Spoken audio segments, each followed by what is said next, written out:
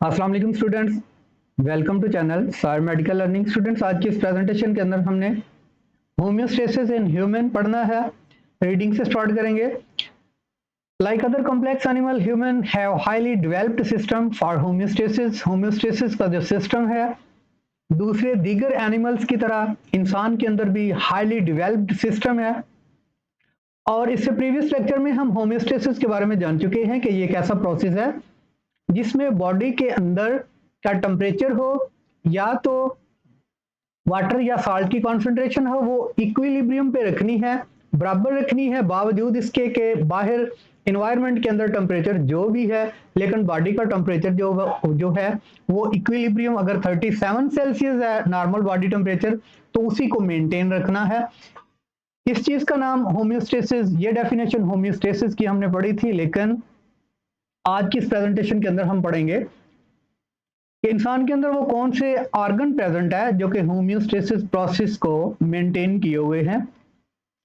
The following are the main organ which work for homeostasis. अब जो major organ है उनके बारे में जानते हैं, कौन से हैं। सबसे पहले स्टूडेंट्स लंग्स। लंग्स जो हैं ये भी होम्योस्टेसिस में इंपॉर्टेंट रोल प्ले करते हैं। बॉडी से कार्बन डाइऑक्साइड की एलिमिनेशन और बॉडी को जो ऑक्सीजन का हसूल है ये लंग्स की बदौलत होता है। फेफड़े ही कार्बन डाइऑक्साइड को बॉडी से एलिमिनेट करते हैं। उसके बाद स्किन की बात करें तो skin perform role in the maintenance of body temperature and also remove excessive water and salts. जो हमारी स्किन है ये भी बॉडी का एक एक्सक्रीटरी ऑर्गन है, और जो हमारी स्किन है ये हमारी जो टेम्परेचर है इसको एक तो मेंटेनेंस करती है, बॉडी का टेम्परेचर जो है उसको रेगुलेट कर रही होती है, और कुछ मिकदार के अंदर पानी और साल्ट्स भी जो है उसकी एलिमिनेशन करती है, उसको बॉडी से रिमूव करती है। अब बात करते हैं किडनी की। तीसरा जो एक्सक्रीटरी ऑर्गन है वो किडनी है। किडनी बॉडी से water, salt, urea, uric acid body से एलिमिनेट कर दिया जाता है थारू यूरिन। यूरिन की सूरत में वाटर, साल्ट, यूरिया और यूरिक एसिड को बॉडी से एलिमिनेट कर दिया जाता है। यू स्टूडेंट्स, हम कह सकते हैं कि एक्सक्रीटरी ऑर्गन्स तीन हैं।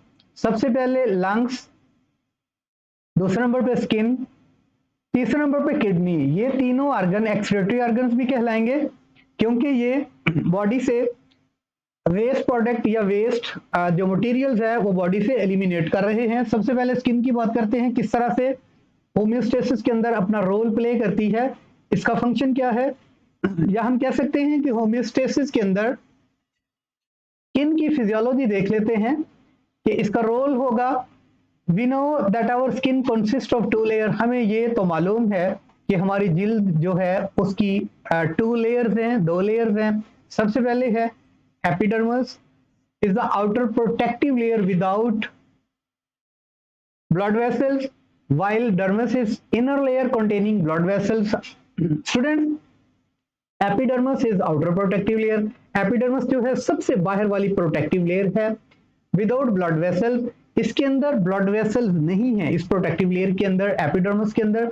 जबकि dermis is inner layer, epidermis के बाद की लेयर्स जो है वो डर्मस है, और कंटेनिंग ब्लड वेसल उसके अंदर क्या है, ब्लड वेसल्स। ये जितनी भी ब्लड वेसल्स हमें नजर आ रही हैं ये हमारी स्किन की लेयर डर्मस के अंदर प्रेजेंट है, एपिडर्मिस के अंदर प्रेजेंट नहीं है। अब हमारी जो स्किन है उसकी दो लेयर्स के बारे में पढ़ा, एपिडर्मिस और डर्मस, ठीक है। उसके बाद सेंसरी नर्व एंडिंग, जो हमारे सेंसरी नर्व की एंडिंग है, एंडिंग टर्मिनल है, वो जुड़े हुए हैं किसके साथ, डर्मस के अंडर, ठीक है। उसके बाद sweat and oil gland, sweat glands जो हैं पसीना पैदा करने वाले और कुछ ऑयली सिक्रेशन प्रोड्यूस करने वाले ग्लैंड्स भी इसके अंडर प्रेजेंट है डर्मस के नीचे। उसके बाद हेयर एंड फैट सेल्स, यहाँ पे जो फॉलिकल्स हैं हेयर के या तो बाल या फैट्स के कुछ सेल्स जो हैं यहाँ पे डर्मस के अंडर प्रेजेंट होंगे।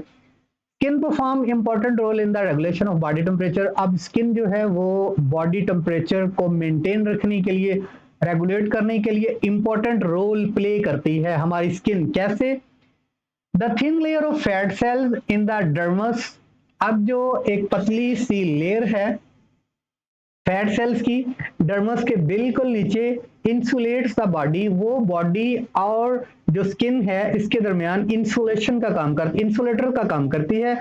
यानी इंसुलेटर जो है वो बहुत ज्यादा हीट वेव्स या जो सर्दी गर्मी का एहसास है, यहाँ पे इंसुलेटर्स जो हैं वो इसको रेगुलेट करते हैं कि बॉडी का जो टेम्परेचर है वो इक्विलिब्रियम पे रहे। अब contraction of small muscle attach to hair forms goose bumps. अब यहाँ पे डायग्राम के अंदर मैं आपको दिखाता हूँ कि हमारे जो हेयर्स हैं इनके साथ छोटे छोटे मसल्स अटैच हैं, ठीक है। जब उनके अंदर कॉन्ट्रैक्शन आती है तो यहाँ पे गूज बम्प्स की एक फॉर्मेशन होती है। अब ये क्या है कि it creates an insulating blanket of warm air, यहाँ पे एक ब्लैंकेट सा, इंसुलेटिंग ब्लैंकेट सा प्रोड्यूस होता है जो कि वार्म एयर से हमारी जो स्किन है इसको प्रोटेक्शन फराहम करता है। यहाँ पे देखें ये मैं आपको इसका मैकेनिज्म बता देता हूँ। यहाँ पे देखें मसल्स रिलैक्स्ड है, ये जो स्मॉल मसल्स की बात हो रही है ये मसल्स हेयर के साथ अटैच है। अब ये रिलैक्स है, हेयर में जो है गूज बम्प्स का मैकेनिज्म डेवलप नहीं हुआ। यहाँ पे दूसरी डायग्राम जो यहाँ नजर आ रही है इसमें मसल्स जो है वो कॉन्ट्रैक्ट हुआ है, इसका देखें साइज थोड़ा कम, ठीक है, थिकनेस बड़ी क्योंकि इसके अंदर कंट्रैक्शन आई है। इसकी कंट्रैक्शन के साथ जो है ये गूज पंप एक्टिव हुआ है और यहाँ पे इसने इंसुलेटिंग ब्लैंकेट प्रोड्यूस किया है, ये इंसुलेटिंग ब्लैंकेट है, ठीक है, जो कि वार्म एयर से बॉडी को प्रोटेक्शन फ्राहम करेगी। अगर अक्सर आपने देखा है कि कहते हैं फलां के वो पंजाबी में पता नहीं क्या लू कंडे खड़े हो गए बालों के, ठीक है, ऐसी कैफियत होती है। ये देखिए आप, इस तरह की कैफियत है कि जब इंसुलेटिंग ब्लैंकेट जो है वो छोटे छोटे स्वेलिंग सैक बालों के गिर्द बन जाते हैं। ऐसी कंडीशन जो है ये हमें सिंपैथेटिक नर्वस सिस्टम की वजह से मिलती है। Fear and flight function hormone norepinephrine की प्रोडक्शन की वजह से ऐसी सूरत होती है कि किसी भी हंगामी कंडीशन से बॉडी को एस्केप किया जाए। तो ये हंगामी कंडीशन क्या होगी कि वार्म एयर से तहफ़्फ़ुज़ के लिए ऐसी जो फिजियोलॉजिकल चेंजिंग है वो बॉडी के अंदर आ जाती है। उसके बाद स्टूडेंट्स ये वही पिक्स है गूज बम्प्स की लगी हुई है, ये इस तरह का स्ट्रक्चर है, इस तरह के जो इंसुलेटर्स हैं वो बॉडी पे इस तरह के अपीयरेंस हो जाती है जिसकी वजह से वार्म एयर से इसको बॉडी को प्रोटेक्शन मिलती है और बाल जो है वो बिल्कुल सीधे खड़े हो जाते हैं। Similarly skin helps in providing cooling effect, ऐसे ही स्किन जो है हमें कूलिंग इफेक्ट देने में मदद देती है। कब? When sweat is produced by sweat gland and access body heat escape thorough evaporation, जब बहुत ज्यादा गर्मी हो तो वहां पे हमारी स्किन जो है हमें कूलिंग इफेक्ट भी देती है। कैसे? कि बहुत ज्यादा गर्मी में बहुत ज्यादा पसीना आता है, स्वेट, ठीक है, वो कौन प्रोड्यूस करता है? स्वेट ग्लैंड्स प्रोड्यूस कर रहे होते हैं। क्यों? कि अगर बॉडी के बाहर का जो टेम्परेचर है वो बहुत हॉट है तो स्वेट ग्लैंड जो है वो स्वेट को प्रोड्यूस करेंगे ताकि हमारी जो स्किन है वो वेट रहे और जो हीट है उसको एस्केप करे थ्रू एवेपोरेशन प्रोसेस, ठीक है। एवेपोरेशन जो है वो यहाँ पे पानी का इज्तिमा करती है या पानी की प्रेजेंस से वेट हमारी स्किन होती है और जो कूलिंग इफेक्ट है वो हमें देखने को मिलता है हीट के अगेंस्ट, ठीक है। उसके बाद metabolic waste such as excess water, ऐसे ही हमारी स्किन जो है वो मेटाबॉलिक वेस्ट को भी एक्सक्रीट करती है जैसे वाटर, स्वेट की सूरत में, साल्ट एंड यूरिया, कुछ नमकियात जिसमें यूरिया शामिल है, यूरिक एसिड शामिल है, and also removed in sweat, ये भी बॉडी से एलिमिनेट कर दिए जाते हैं, बॉडी से इनका अखराज कर दिया जाता है थ्रू स्वेट, ठीक है। उसके बाद लंग्स जो है ये एक दूसरा ऑर्गन है, एक्सक्रीटरी ऑर्गन है। In the previous chapter we have learned how lungs maintain the concentration of carbon dioxide in the blood। हमें पिछले चैप्टर में हमने पढ़ लिया है कि किस तरह से लंग्स कार्बन डाइऑक्साइड को हमारी बॉडी से एलिमिनेट करते हैं। Our cells produce carbon dioxide when they perform cellular respiration। अब कार्बन डाइऑक्साइड कैसे पैदा हुई कि ऑक्सीजन ने सेलुलर रेस्पिरेशन में ऑक्सीजन ने कार्बोहाइड्रेट के मॉलिक्यूल्स को ऑक्सीडाइज किया ऑक्सीडेशन प्रोसेस से एक तो एनर्जी मिली, दूसरे नंबर पे कार्बन डाइऑक्साइड बाय प्रोडक्ट के तौर पे बनी, और उसी कार्बन डाइऑक्साइड की एलिमिनेशन कौन करता है? हमारा लंग्स, हमारे फेफड़े। From cells carbon dioxide diffuse into tissue fluid and from there into blood.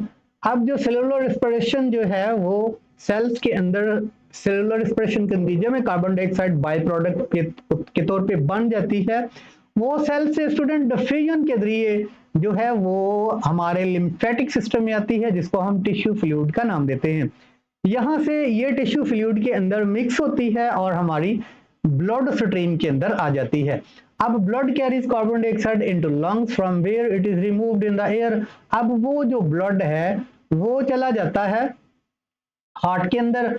Heart उस ब्लड को भेजता है पल्मोनरी आर्टरी के जरिए लंग्स के अंदर, और लंग्स के अंदर जो है ये कार्बन डाइऑक्साइड जो है इसको जब हम हवा को बाहर निकालते हैं, सांस लेते हैं, एक्सलेशन प्रोसेस, उसके अंदर हम कार्बन डाइऑक्साइड की कॉन्सेंट्रेशन को बॉडी से एलिमिनेट कर देते हैं। तो स्टूडेंट्स आज का जो लेक्चर था वो इतना ही। इंशाल्लाह अगला लेक्चर जो होगा यूरिनरी सिस्टम ऑफ ह्यूमन, उसके साथ दोबारा मुलाकात होगी। अस्सलाम वालेकुम।